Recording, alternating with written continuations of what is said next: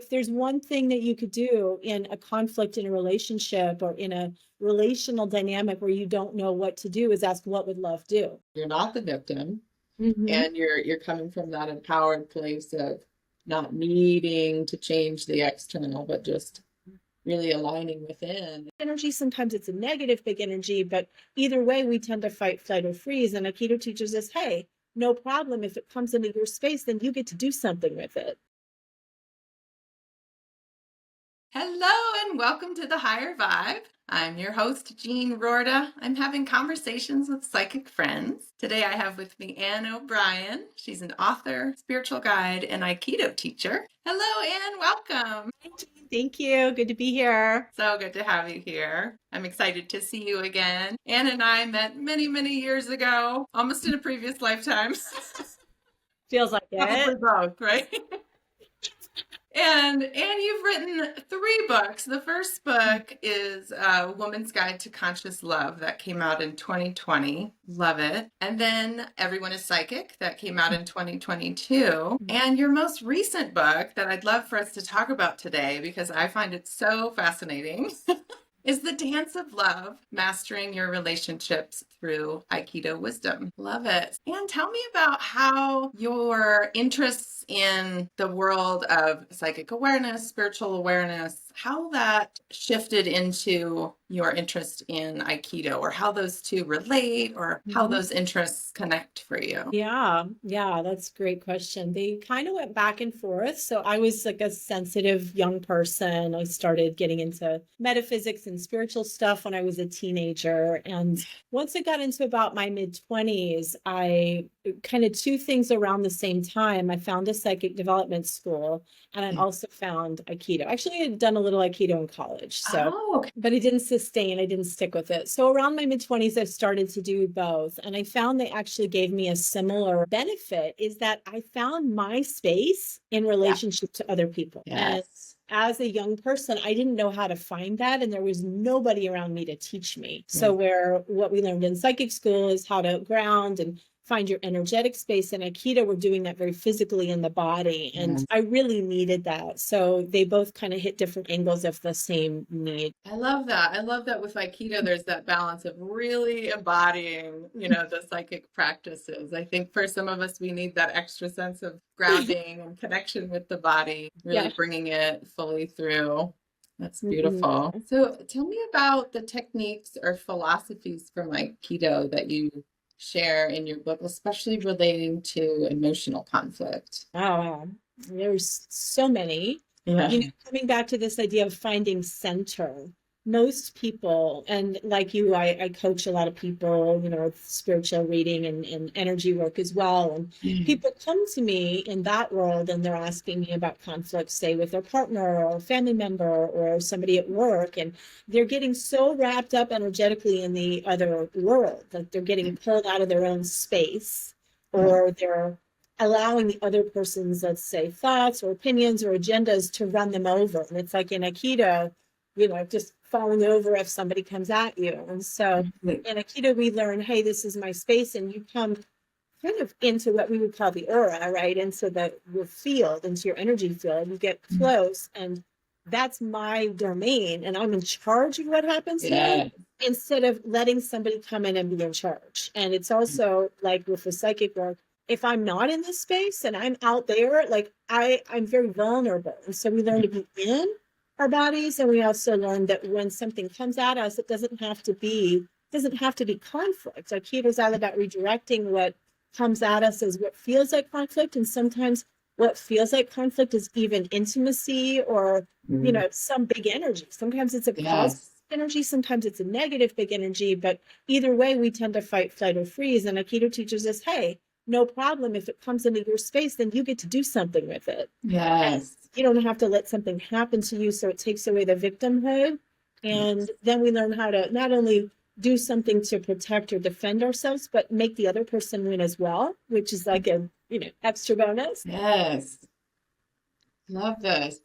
So we don't fight, we redirect. And the person who attacks then becomes the person who receives, and we apply a technique, and then they have to do what I just did. So if I'm applying a technique to them rather than going, oh my God, I'm a victim, it's happening to me, and I'm, Yes.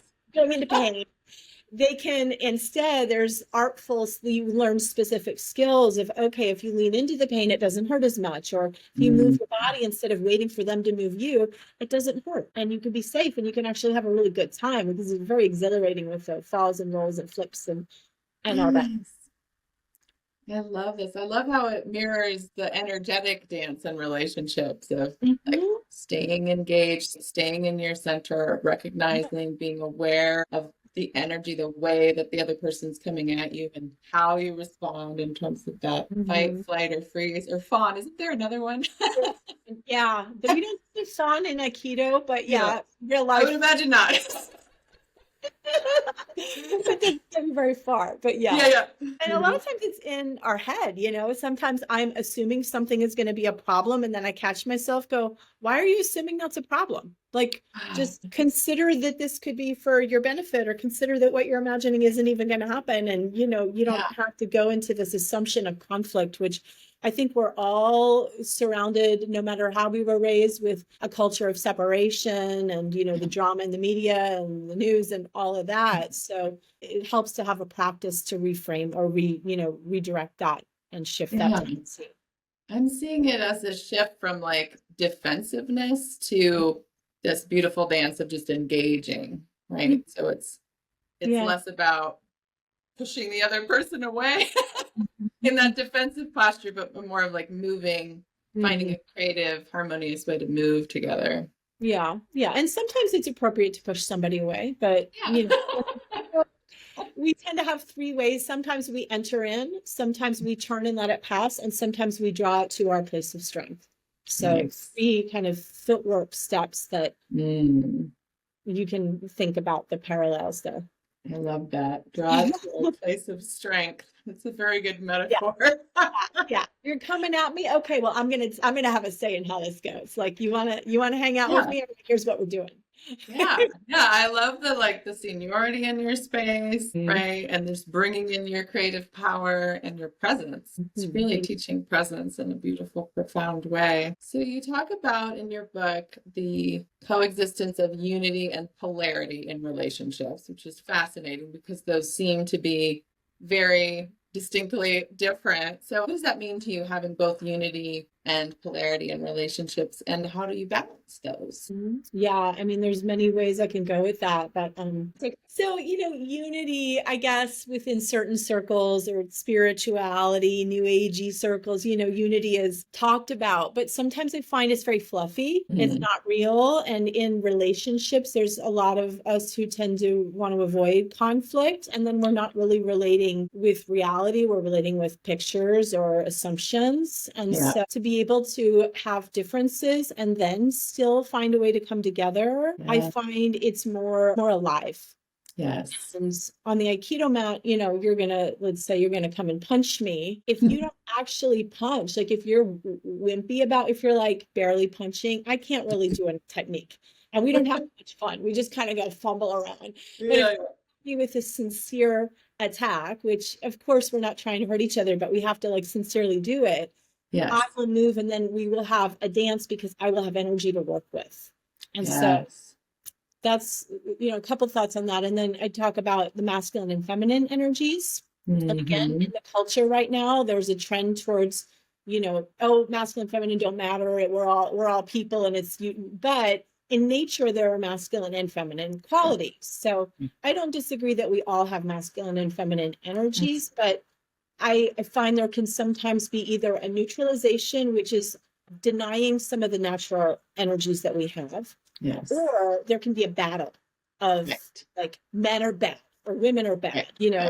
People think about, say, what we would call the toxic feminine energies or the unhealthy feminine energies, and then think that's all that feminine is, or that all women are like that. And same thing with masculine, like, oh, the toxic masculine recently has gotten more of a bad rap culturally. And so we're not celebrating the healthy masculine, which is actually an important part of nature. And it's an important part of how life is made. Like, even on a physical level, we need feminine, we need masculine. So in the book, I get into that. That's not really talked about so much in the Aikido world, but in our interpersonal relationships, I find it really useful to get out of either neutralizing or going into separation and go, wow, there are these two polarities in nature and in each of us. And if we can find what the healthy expressions of each are in ourselves and each other, and then dance together, there's so much more possible in our relationships and just in our feeling of being alive as compared to the other,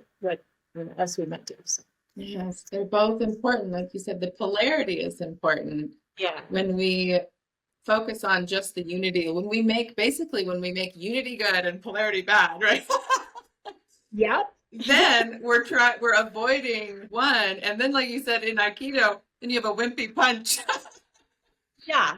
And there's no energy to work with. You need that polarity for that power and that energy. Yeah. Yeah. I love that example of the wimpy punch. Well, it was so visual. I could see it. I could see where in the Aikido, in this dance of a relationship and in Aikido, if you're coming at someone with, basically, you're not embodying your full power because you're afraid of causing polarity or conflict, then there's no energy to work with because you're not showing up, being present. Yeah. And I talk about healthy feminine being accurately responsive, which is not taught. At least I haven't heard many people talk about that. Certainly wasn't taught that. My mom's feminine was, Jim, I don't know how to run the dishwasher. Can you do that for me? It was the helpless feminine. Yeah. So I didn't learn the empowered feminine, but, paralleling both the psychic work and the Aikido work, if you're receiving, whether you're receiving energy or you're receiving something like an attack, to realize, hey, I can respond to this. I'm not just gonna, react to this, and I'm gonna respond based on what I feel. Yeah. And also in real life, we tend to the fight, flight, freeze, or fawn. If we can instead respond based on what's true for us in the moment, it usually feels very clean. And it could be anger, it could be scared, it could be tears, but if it's real in the moment, then it works and it flows and it dissipates and moves into the next thing. Right. Because you're allowing it, you're not suppressing something, resisting something, holding back, just allowing the energy to move and flow. Love that. Yeah. And on the Aikido mat, if I know how to respond accurately and you're doing a technique to me, that's how I will keep myself safe, because I'm responding to what you're doing and not what I'm expecting or imagining or afraid of. Yes. That's so key. Responding to what's actually happening, right? Not our projection of what's happening or our expectation or wanting or pictures about it, but just what is really, again, presence. You've already mentioned the significance of being centered, both in Aikido and then how that plays out in relationships. Do you offer specific practices in your book for staying centered, both in the world in general and in Aikido? Well, in Aikido, that's easy. We have a certain stance we call hanmi. Yeah. So one foot in front of the other, kind of a back foot is a little on an angle. Hands in front. Don't let your hands go behind you. Don't bend over and stick your butt out, right? When you're throwing somebody, keep good posture. Don't be like, hey, I'm throwing you, and you're almost falling over as you throw them. Yeah. So translation to life, don't overextend, which a lot of us do, whether it's over functioning to please somebody or whether it's trying too hard to get a certain outcome, performing to try to get something that I think I don't have. So, the first character of kanji in Aikido is I, which means love or harmony. So it's like remembering the unity that's in us, that we already include everything. So why should I have to go outside my center? That's a little more philosophical. Yeah. Love it. So it's I is the first symbol of just AI. Aikido. A means love and harmony. Yeah. It's a new way to think of AI. Yeah. I like that version. I know. So, talking about centeredness, you also mentioned this. You talked about it in terms of the feminine, the healthy responsiveness. I think you called it attuned responsiveness. In the book, you talk about healthy assertiveness versus attuned responsiveness and why those are both important to master. Tell me about those. Yeah. All right. So the attuned responsiveness we just talked about, it's being responsive to what's happening in the moment, not holding it back, not waiting until 3 years later and nobody understands why you're mad, but in the moment. Yeah. I mean, that happens, right? That's why I'm laughing, right? I've done it. I mean, I share stories in the book of when I've done it. And I was like, Right? let me redo We've that. all done that. Like you Yeah, hold it in and then you can't hold it in anymore and it all comes out. Yeah. that's right. That's right. So And really responding in the moment. yeah, and healthy assertiveness. Sometimes there's a need to be assertive, and if you don't, things get worse. And then it's Mhm. same as not responding. Things don't come out as good. So, in terms of the 3 openings that we do, instead of fighting, flighting, or freezing, I mentioned there's one that means entering. It's called Mhm. irimi, which is basically entering. So, if you attack me, I could pull you into my place of strength. I could tencon, turn and let it pass, or I could enter in. And the translation in life is, let's say somebody in your life is doing something that bugs you and you realize they don't know better. They don't know what they're doing. They don't know it bugs you. There's no reason to wait. You just say, excuse me, would you stop doing that? I mean, you say it in whatever way it makes sense, right? But there's no good reason to wait. Sometimes, let's say it's your child and your child is hitting his sister. There's no good reason to just turn and let it pass. The Right. child needs your assertiveness, like, no, you may not hit your sister right away. Just enter and handle it and it'll be gone. Nip it in the bud, they call it, Yeah, right? right. But there are times where that's not appropriate. And so there's, an art to like, well, let's just let that energy pass and don't give it any more fuel. Right. But sometimes if you enter in, that's just the best way. And Yeah. I'm sure we can all think of many parallels in life where, oh yeah, if I asserted myself, or when I did that, that worked better, or when I just let it pass, that worked better. So are these two, they're kind of different aspects of the same thing, this assertiveness or the responsiveness? I'm seeing them as like different aspects of the same thing, which is just presence, just tuning into what's really needed in the moment. Although sometimes one is more in what we would call the masculine role. Okay. I'm coming at you and I'm grabbing your shoulders. Okay. I'm That not makes sense. responding. I'm asserting, right? Yes. And let's say in a real life, let's say it's a couple and both people are hungry, but nobody's saying, hey, let's go eat here. Yeah. We're going to and then they're just walking around for an hour and they're starving and nobody wants to say, let's pick a plate, I'm like, what do you want? I don't know. What do you want? Right? That's never happened to me. Ever done any of these things, right? These are great examples because they're very common. Yeah. Well, yeah, with friends, with partners, family, whoever. Somebody Yep. needs to assert. Yeah. That And that's, masculine, the assertiveness, yeah, like, what are we doing? Let's do this. right. Yeah. Right.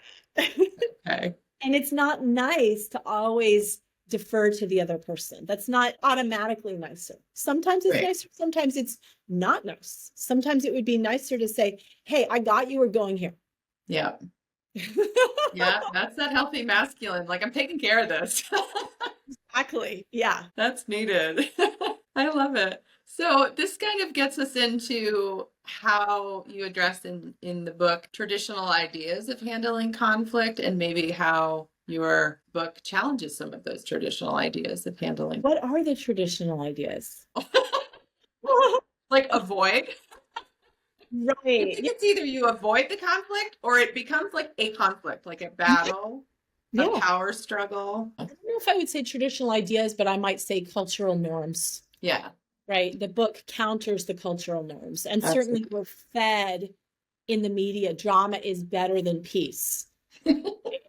Yes, I unfortunately. This is like a little personal story, but I kind of relate. So at one point when I was living in LA, I was like invited to do this reality TV show, which, Yeah. it was like the Psychic Housewives and it never went to air. So I think it's okay that I share that now. We were doing like rehearsals and like, I think we did a pilot, whatever. I'm not in entertainment, I don't even know. But Yeah. it got to a point where they're like, well, we wanted to have more drama. Yeah. And It was too peaceful. to have a conflict and Yeah. I'm like, really? I don't really want to do a show Just like need to fight more. yeah, It's very boring. right. Yeah. You already talked about how instead of seeing everything as an immediate conflict, anytime someone disagrees with you or comes at you with that assertiveness or is expressing a frustration, rather than it feeling like an attack that you then have to like get into a battle about, you can move the energy, respond with your own presence. And it's actually a gift when energy comes at us. Like it's energy to work with. But I was more of what we would call an empath, so I was like overwhelmed a lot. Right. until I found both the psychic work and Aikido. Yeah. And then I was like, oh, I don't have to be overwhelmed. Yeah, I think this is such great work for empaths because we tend to go into the freeze or flight or fawn rather than respond and be present because there's so much more, quote, coming at us because we're feeling everybody's stuff, whether they're pushing it at us and trying to give it to us or not, we're feeling it, right? We're just so much more aware of everybody's pain or emotional baggage, and it might feel like overwhelming until we learn these techniques for just really being present. We're not taking it personally too. Yeah. Seeing it as an attack, like, oh, it's good enough. Right. Just, really being able to respond with our presence.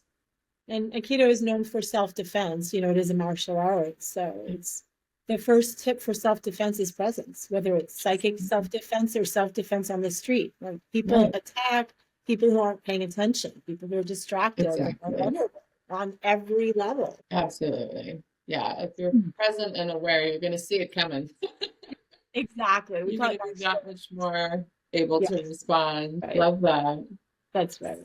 Yeah. This gets us into the problems that often come up in relationship, especially if a relationship's been going on for a long time. There might be a tendency to just go numb, or, the energy of resignation comes in. Like, I just can't even care about that anymore, right? If there's something that just never gets resolved, or if both people are kind of numbing themselves to some of their own pain in order to maybe avoid conflict, they're not bringing those up and asserting themselves or creating opportunities to resolve the conflict. How does that show up in Aikido? I would imagine the dangers of numbness and resignation would be quite a few, but talk to me about those energies. Yeah, well, it's hard to be numb or go into resignation when you're like literally getting punched or punching people or grabbing, attacking and all that. But definitely in life that happens, and you have to be okay with conflict. Yeah. You have to be okay with, if I have something that I disagree with you about, I can't just shove it down because years go by and then we're gonna go numb. Yeah. Getting back to the 3 years later, it comes. Right. Right. Because at some point you can't numb anymore. It becomes self-harm to numb. Yeah. And that's when we either implode or we explode. Yeah.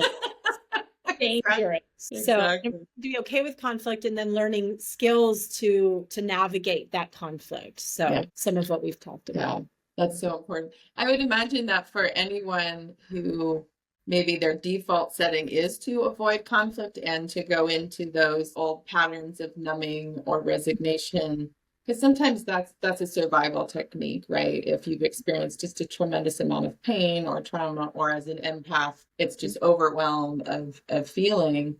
And that might have been your go-to survival mechanism to numb it, or to just, I can't even care anymore. I would imagine Aikido is a great tool for any empath who really goes into that numb state, because as you said, you have to show up, right? If somebody's coming at you, you really have to show up. So I love that the medicine for sensitive folks in this practice of Aikido is just, you kind of just have to show up.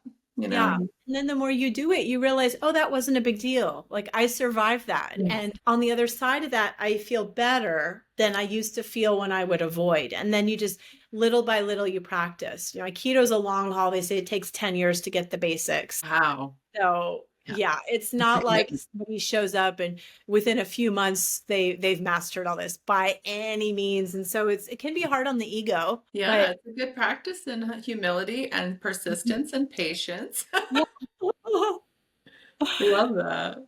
Yeah. But it is rewarding because once you've done something enough times on a body level, it becomes how you respond on various levels. Yes. Yeah, it really embodies those inner spiritual practices. Love that. How do you address then vulnerability and emotional openness? Yeah, well, I loved what you said a few minutes ago about sometimes people have a lot of trauma or have had a default setting and they never knew how to deal with their overwhelm, or where they actually weren't safe in the past, as a child, and they didn't have a way to get out. It's a real thing. And that's where we can take baby steps. But the more we can do this what I call attuned responsiveness or accurate responsiveness, then we become less vulnerable because we can trust ourselves.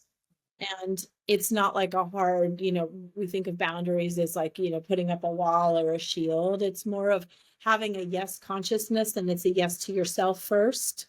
And, either it's a yes to whatever you're inviting me to engage in, or it's a yes to something else that means I'm not available for that. But it's not a, right. Right. Again, not a battle. Yeah. But for those who have felt vulnerable, like learning that self-trust of following your feelings and saying yes to where your yes is, and not saying it to yes other places, if that makes sense. It does. And like you said before, if you can get past the fear and just do it, then you realize, oh, that wasn't so bad. Yeah. It's a lot of just letting go of fear, trusting, taking baby steps, opening up a little. Okay, that was safe. I can do that. Yeah. And then it's so rewarding when we do open and receive, and the energy is supportive. So, circling back to the healthy masculine, healthy feminine, I would say it's more what defines healthy feminine and masculine. I could give you a list for each of qualities. However, I think the overlying thing is, if it's based in love, it's healthy. And if it's based in taking, manipulating, if it's denying life, it's unhealthy. If it's based in fear. Yeah. So Aikido is AI is lover harmony, ki is energy, and do is the way. So it's the way of harmonizing with the life force. So yes. You're totally selling Aikido to me, by the way. This is that's funny. Well, I did have that hope writing the book, that. Well, because I didn't know that about I is love and harmony. Ki is the energy, the life force. The energy, the life force. Like chi or ki. Yes, chi is ki. And then do is the path or the way? Do is the way, yeah. Yes, okay. Love it. So in our day-to-day relationships, there's so much relationship advice and so much nuance of how to handle different situations, different personalities, and you can just make your mind spin. Yeah. But if there's one thing that you could do in a conflict in a relationship or in a relational dynamic where you don't know what to do, is ask, what would love do? Yeah. Or what would serve life? Yes. And when you ask that question, it might be as simple as, then don't say that thing you're about to just say, because that wouldn't have served life. Right. Or it might mean, I should say that thing. Scared because love and life are bigger than my fear. Yes. Love that. So important. That's just like the best nugget right there. Right, to be able to distill it down, because like you said, sometimes the answer is to speak up. Yeah. And sometimes it's let it go. Yeah.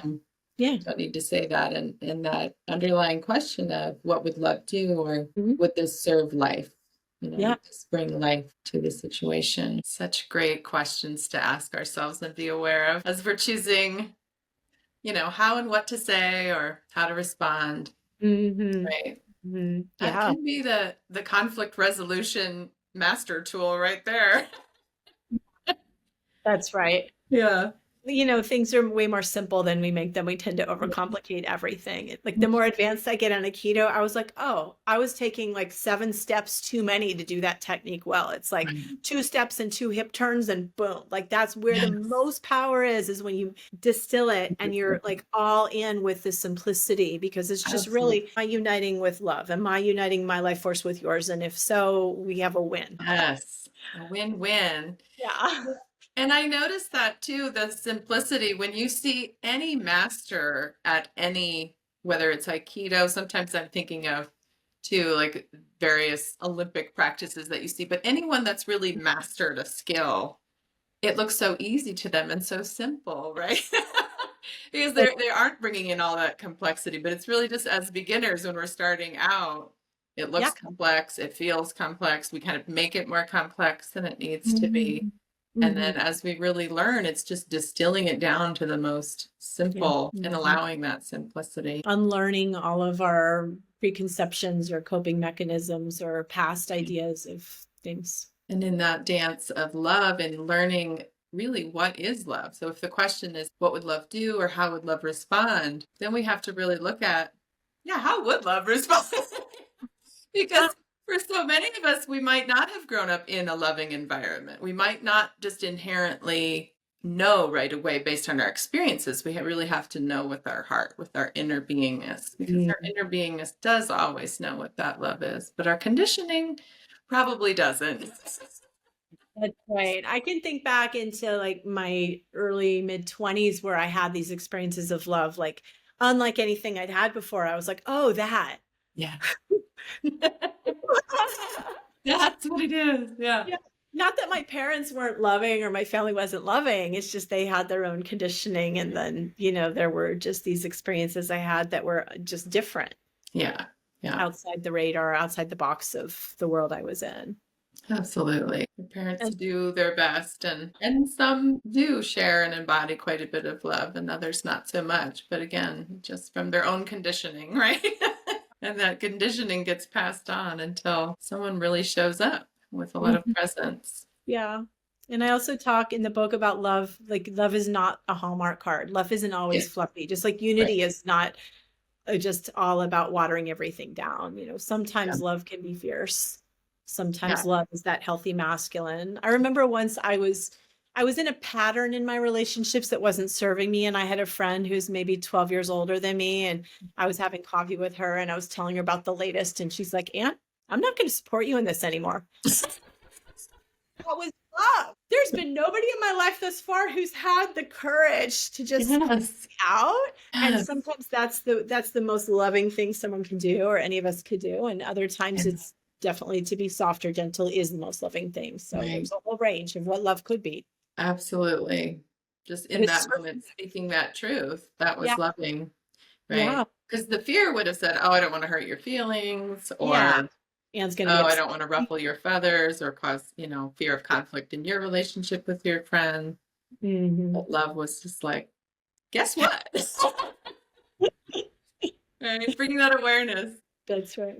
Yeah. So in terms of addressing conflict, then, how do you address the different types of conflict resolution, the conflict styles in terms of fight, flight, freeze? How do you address that in your book? How do you talk about that in relation to the world and Aikido? I mean, mostly I teach about what the alternatives are, rather than getting into the intricacies of why somebody fights, flights, or freeze. I talk about what are the other ways we can handle it. Then you're talking about like really how to show up rather than run away or freeze or It's important. It's important for people to know how to show up. Right. First, it's important to recognize if we have those subconscious patterns of fight, flight, freeze, or fawn. But then once we notice that, how to replace that with presence, how to shift out of those old patterns and really just show up. Yeah. So let's say you come at me and attack me and I fight, we get bruises, right? Like or in a relationship, if two people just fight, they never get anywhere. And it's exhausting. Yeah. If you're coming at me and I turn my back to you, it's going to get worse for me, right? If I decide to run away. But the ways to show up, I talked about the one entering in, if your son's hitting his sister, or if somebody's doing something that hurts you, you just enter and say, hey, stop. The turning, the tenkan, that's letting it pass. So I share a story in the book. Someone in my life, and I'm sure we all know these people, often says things that don't panic, right? So this big, like, hey, you get all upset about something, or I need to have a talk with you about this. And I know this person well enough to know it will often just pass. Yeah. And so it's a waste of my energy to get engaged when he's in that moment. And if eventually we have to engage, fine. But my initial response, now that I know this about this person, is just let it go. Let this, okay, I hear you. Yeah, we can talk later. And then often later never comes. Yeah. And it's just conserving my energy. It's just simpler, right? Yeah. It seems like it comes back to presence again, of just being able to recognize when someone's coming at you. Is that their pattern of initially over dramatizing something, and so then your response can be, okay, give it a little bit of space. Like, right. See how a little bit of space. Yeah. Is this really how you feel? Is this really something that needs addressing, or is it just a momentary rant? Yeah. Do you just need to, release right now, or vent a little? Is this a moment of needing to vent, and then it'll clear up, and then we can address it if it's still there. So it really comes down to presence rather than fight, flight, freeze, or flight. Yeah, yeah. Yeah. And there's this whole conversation around narcissism lately, and I do touch into that and just certain personalities. I don't want to say it's only narcissists or clinical narcissists, but some personalities will really make a big dramatic thing to get you engaged, to get your energy, and then they'll just feed off that and they don't want to resolve it, whether it's a fight or it's emotional outburst or it's what we would call the love bombing, where they get you into the relationship by overgiving. And so those types of people, and I think we all know some people like that in some aspect where we might have to deal with somebody who has even some of those tendencies. Just you're often the ones you want to just let them pass, let it go. I have a client who has a partner who tends to do a lot of, big emotional attacking, blaming. And I'm like, don't play ball on his court. There's other ways to handle that. So maybe it's like, just, hey, what do you need? I hear that you're upset, right? Instead of, no, I'm not, you're the, right? Yeah. Or sometimes it's just coming back to the fact of bottom line and bullet points and don't get into the emotional thing. Yeah, I'm looking at the relationship of working with narcissism in Aikido. It would really just be like, well, there that goes. Okay, there they go. Right, because if you engage, like you said, it's exhausting. There's no resolution. There's no dancing. There's just kind of getting sucked in, constantly getting sucked in and drained. Yeah. So I'm imagining in Aikido that looks like just let it pass. Don't engage, right? Thankfully, through the practice, everybody brings their personality, but because we have a somewhat regimented practice where like there are rules about how to be, nobody gets too far out of hand, right? Yeah. Those tendencies have that container. Yeah. We all need to be polished. We all have places that aren't in balance. So aspects of us and how we show up. Yeah. And a true narcissist wouldn't even want to look at themselves enough to start to polish those. If they show up, they might not probably stick with it because you have to take criticism. You can't always be right or the best. Absolutely not. Be willing to be seen and have flaws. Yeah. Okay, Sensei. Thank you. Yeah. Thank you for pointing out where I have room to grow. Right. It's really good for us. Yeah. So what would you say is like the core message of the Dance of Love? We've probably talked about it in other little nuggets, but if you were to share the core message, I don't want you to give away too much of the book. Yeah, I would say, I'm glad you're asking me. Yeah. I would say it boils down to living with full aliveness. Yeah, we need to all come alive. So this is great. I think the world we're in, with all the technology, as much as it can serve us, that's how we're here talking across the country. But, a lot of people are numb, and a lot of people in the last years have found it harder to date or harder to meet people or even in relationships. Just enjoy life. Yeah, people feel more disconnected even from their partners or families because everybody's on their screen. And I know, ironically, we're on a screen right now, but it's so true. There's that balance, right, in the Dance of Love of using the technology to help you connect or take a step, but not letting it overpower the rest of your life or take over your life. So this core message in your book of really living with aliveness and really coming alive, it's so needed right now as we learn to extract ourselves from the the constant distraction possibilities in our phones and in the world of technology, and how to really come alive and enjoy life and really have to get to know yourself. What makes say like people like you're allowed to live with full aliveness. Yes. You don't have to resign. You don't have to just show up and perform or be what you think you're supposed to be and push down all your feelings. Like you're allowed to be all the way here. And we're inherently good and we're inherently made of love. And so why not? Yeah. So why not? Because it's amazing when you do. Yeah.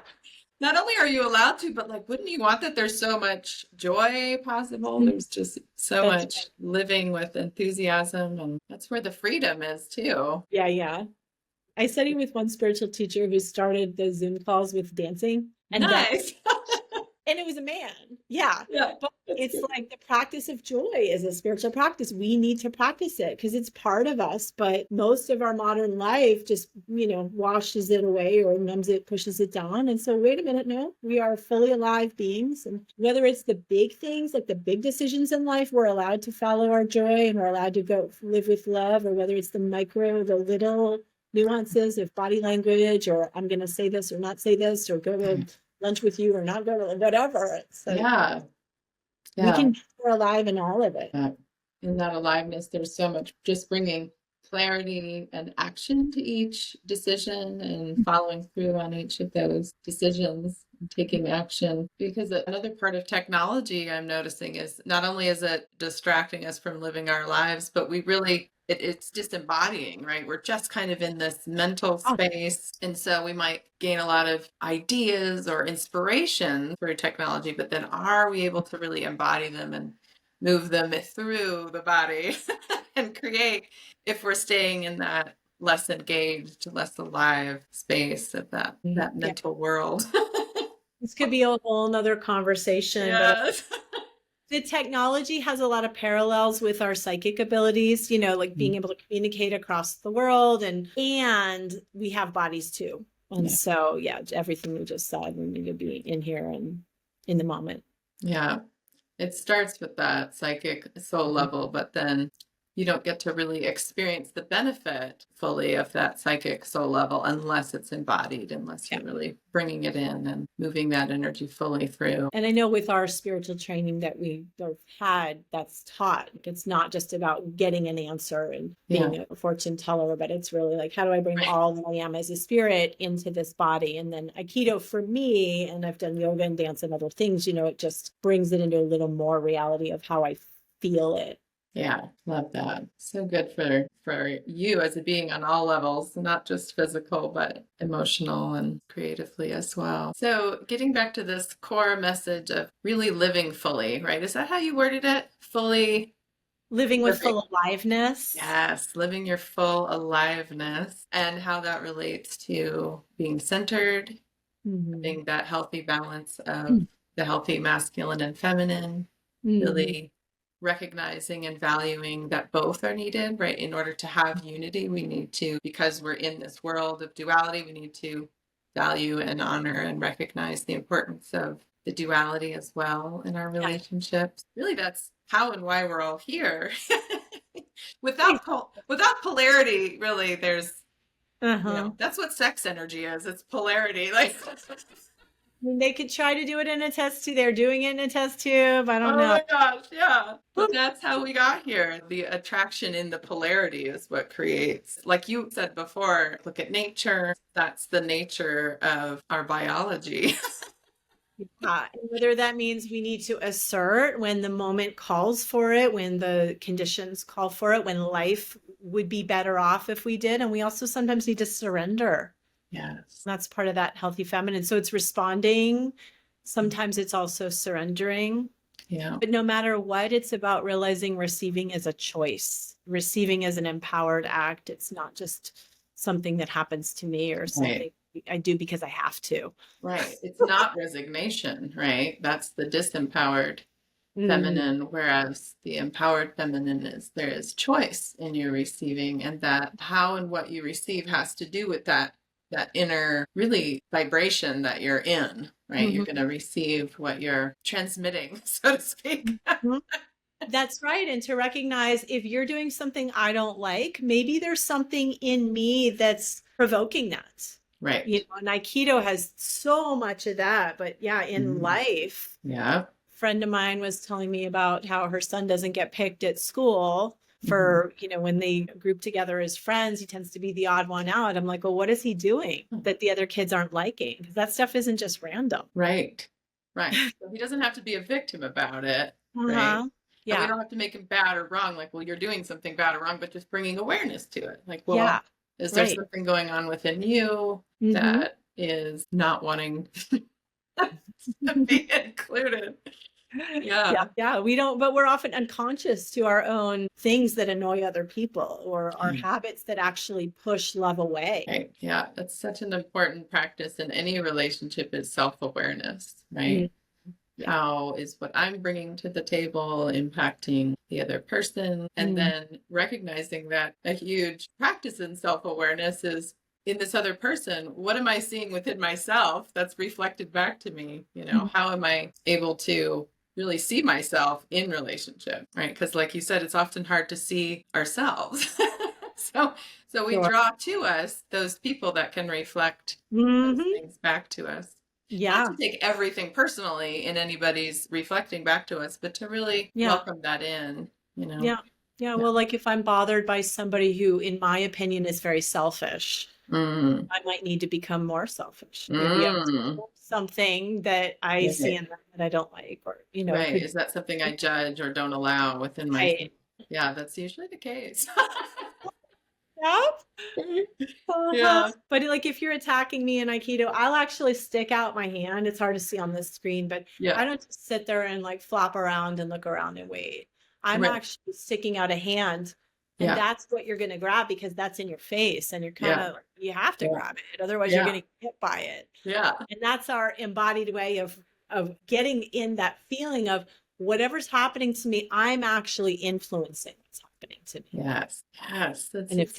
It's so key to really, because we can talk about, oh, you're not a victim, but this really brings it into like seeing how you're seeing how your energy is creating the dynamic, and how when you shift your energy, it shifts the dynamic. And most of us have some default victim energy, some to a lot. And then we can blame. And if we can just go, not from a place of blaming ourselves either, but just from a place of, oh, I didn't see that about myself. Let me adjust that, because I'd like to have an outcome. And I see this a lot in even relationship advice that's given, where, let's say the woman is taught, well, if you do this, you can get the guy. If you text him these 3 words, I don't know if you see this stuff on Instagram. Text him these 3 words and you'll get him back after he not manipulative at all. Click here to learn more, and then take the survey, and then like watch the movie that never has an off button. And oh my God, there's a lot of that out there. And this book is not that. This book is like, hey, you want a different outcome? It's not about manipulation, but there is an art to it, and that includes adjusting yourself. Right within. Yeah, that's hilarious. I haven't seen that one, but I'm not surprised. There is a lot of that. To get what you want, you have to focus on the external, right? And manipulate and change. And I'm sure there's all kinds of techniques for that. But this is more to have what you're wanting to create, look within and align your inner energy. And this brings me to that third. I mentioned there were 3 ways we handle conflict. Rather than fight, flight, or freeze, we have either enter in directly, or we have turn and let it pass. We have a third one that's tenshin, which is drawing or bringing it to your center or to your place of strength. So I'm just thinking of, because of what we just discussed, like, let's say there's a woman who wants to get her guy, whether her love interest, boyfriend, husband, whatever, to do something different. And she tries different things. She's like, well, let me just, let me play hard to get, or let me get an outfit, or let me say this, right? But instead, and I have a story about this in my book from one of my clients who was trying the wrong things and it wasn't working. I'm like, remember when you just like took some time to yourself and did the things that made you happy? And he was really attracted to you because you're so full of your own radiance and happiness. That's that drawing. So it's not manipulating, but it is, I come back to me, and if we have resonance, you're going to be drawn in. Yeah. And it's so authentic, really. And it's so empowering, because it's about, well, if I'm noticing I'm wanting something out here, let me take care of myself. Like, let me focus on what's going on in here, right? So then you're not the victim, and you're coming from that empowered place of not needing to change the external, but just really aligning within. And it always works, right?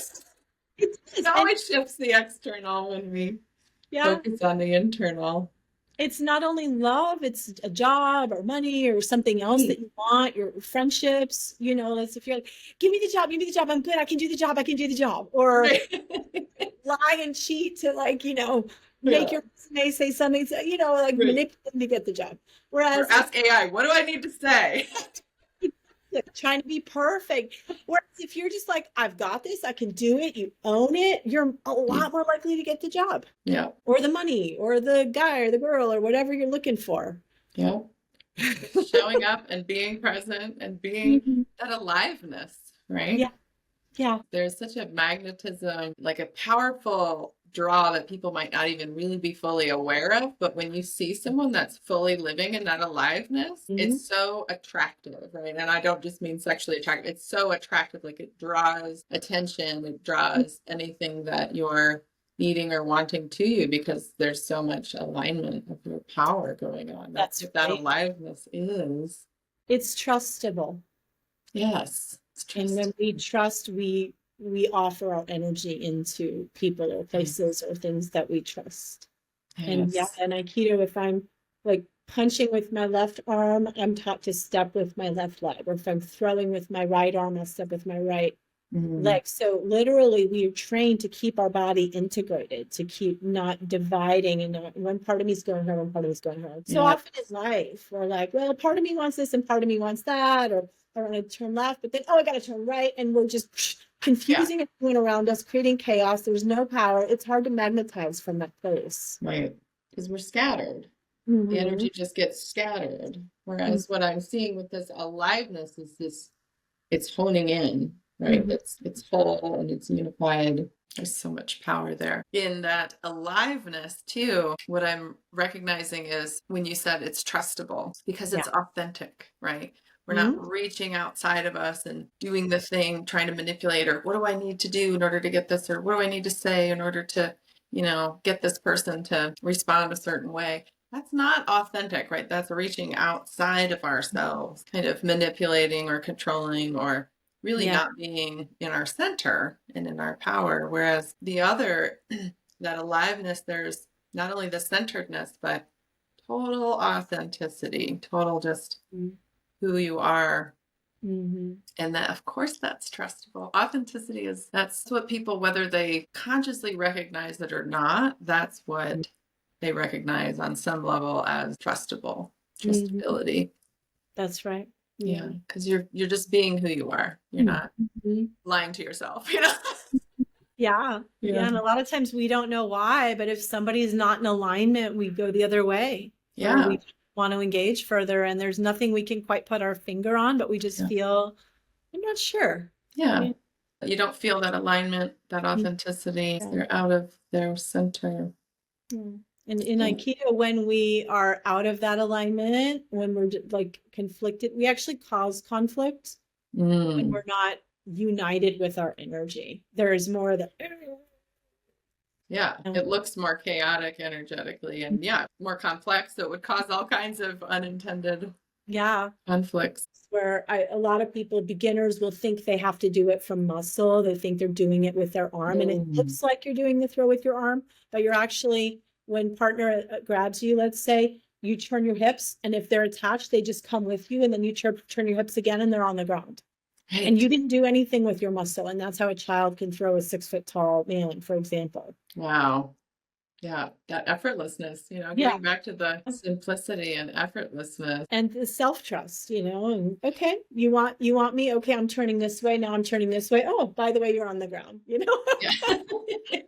And the self-care, I'm just noticing how much self-care is involved with that, because you're not throwing out your back or overextending yourself.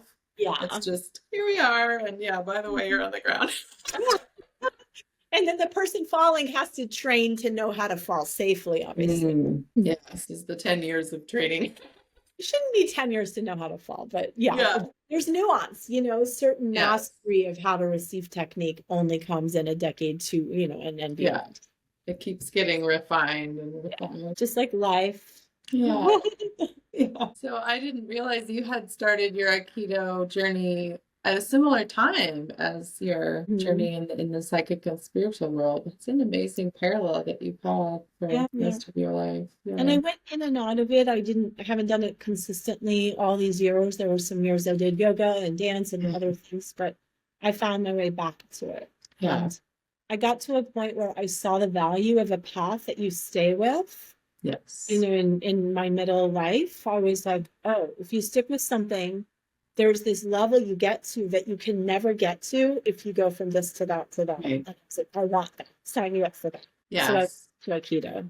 Absolutely. When you pick that thing that you resonate with and you really allow yourself to focus on that one skill or path, that's when the mastery comes. For sure. Yeah, we don't gain mastery by kind of taking the buffet line of No. various practices, but initially it's important to have access to various practices to see what really resonates with you. Well, in my 20s, I had done Aikido for 4 years, and then I felt like this is too masculine. Mm. I was incorrect, but it Yeah. made sense to me in the moment, and some of what I wanted, because we wear a gi, looks like a karate suit, like we wear this uniform of sorts, and most of the practitioners are men, typically in Aikido, and so it felt to me like, I don't want to wear this uniform, I don't want all this regimentation, I need to embody more feminine. My mom didn't really embody, as I shared, healthy feminine, so I didn't know how to do that, so I was like, I'm going to go do African dance, and I'm going to wear bright colors, and I'm going to like shake my butt and, feel like a woman. Yeah. I did yoga, and I learned more about how to soften and open, and I needed all that. But at the end of the day, when I came back to Aikido, I was like, this is equally masculine and feminine. It is about the full expression of each. Yeah. But and I had balance. Circular path to see that and to be ready. Yeah. No, I can see how, from the outside it would look more masculine. It's rough, especially at the beginning level, it's rough. Yeah. Yeah. It really has both, though, as you're saying, especially when you get to the more mastery levels where everything just looks so simple, because it is. Exactly. And, it shouldn't be, we should try to take care of each other at a beginner level, but still, it's like you can't help but like feeling it. Yeah. Thank you so much, Anne, for meeting with me today and sharing about your book and your journey with Aikido, and so much wisdom in this path. And I love the parallels with life, with all of the symbolic energy within the practice of Aikido and how to bring that into our daily lives and our relationships. So thank you so much for sharing your wisdom today with all of us. Thank you. It's been my pleasure. Yay. Thanks everyone for being here on The Higher Vibe. We'll see you next time. Hello. Thank you so much for being here. We appreciate you watching. I hope you enjoyed what you saw. If you did, go ahead and hit like and subscribe. Share this with friends. Really helps us out, and we really appreciate it. And we look forward to seeing you next time.